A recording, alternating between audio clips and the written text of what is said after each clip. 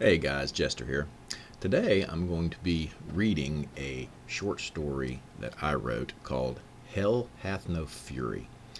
It takes place in uh, Furiundi in the world of Greyhawk, and it answers the question, did you ever wonder how the great Furiundian navy was demolished by orc crewed ships?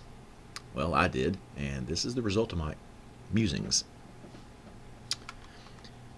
Hell hath no fury. Childhood friendship. When they were not yet teens, Prince Thrommel and Marisa met one summer by the Whistle while the prince was fishing. The young daughter of a sorceress snuck up behind the prince and shoved him in the lake. As his shocked guards, for she had approached invisible, grabbed the young lass and threatened to have her thrown in the dungeon for assaulting the king's heir, Prince Thrommel quieted the men and said, "There is only one just punishment for such an offense." He walked up to the terrified girl, who quickly understood the ramifications of her actions, and summarily pushed her into the lake. The young prince then erupted in laughter and commanded his guards, "Speak of these events to no one, lest it be known that your duty as protector was foiled by a—" and glancing at the now drenched girl making her way back out of the lake, "wet rat." Upon this last statement, the prince burst out in laughter again. A royal commission. By the time the pair had reached adulthood, Marisa was an accomplished spellcaster in her own right. Like her mother, she took to the sea for her powers. When King Belvoir IV created his Chamber of Four, Prince Thrommel urged his father to take Marisa as his master of the seas. She joined Carzalin, fire, Ryshandan, air, and Dramaden, earth, to round out Belvor's elementalists. Spurned. Over the years of their friendship, Marisa had fallen in love with the handsome prince, and her beauty had not gone unnoticed by Thrommel. He had just defeated the hordes from the Temple of Elemental Evil, and was still full of the lust of battle when Marisa came to him that night, and that lust took on another form. The product of that encounter was a daughter named Paisatan. Marisa was not of nobility, and as such could not enjoy the benefits of such a union. When the announcement of his betrothal to Lady Jolene of Valuna came, Marisa began a downward spiral into what would become a catalyst of future worldwide events. Seeking solace. Broken-hearted and lacking spiritual guidance to fall back on, she sought solace in all she knew, the power of the seas. She began calling upon these entities, and one answered. It listened to her and showed her empathy, all the while corrupting her slowly and subtly, until finally leading her to the place where she would spend the rest of her time on earth, the place where her beloved had placed an exclamation mark on his historic victory, the place which would eventually hold his body in stasis, the Temple of Elemental Evil. Switching allegiances.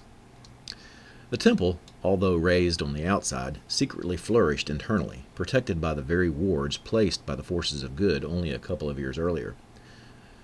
Marisa joined the Water Temple, leaving her position as second among the Chamber of Four behind forever.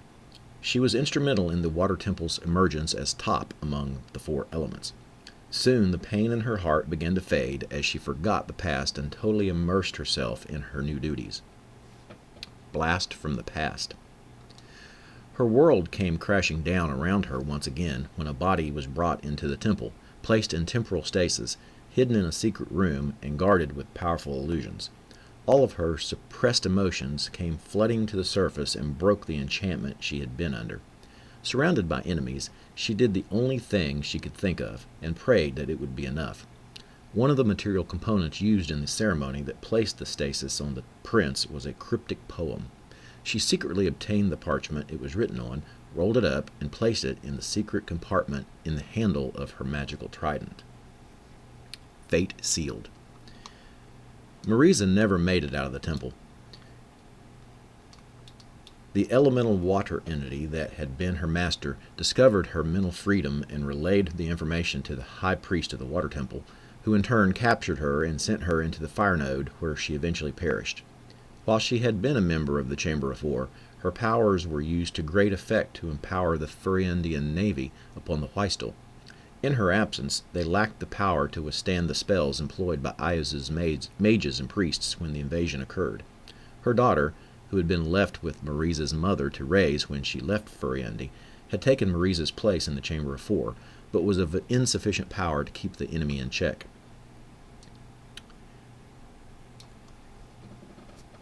And that pretty much ends my short story on how the Huaistal fleet was demolished by Ios's orc crewed ships.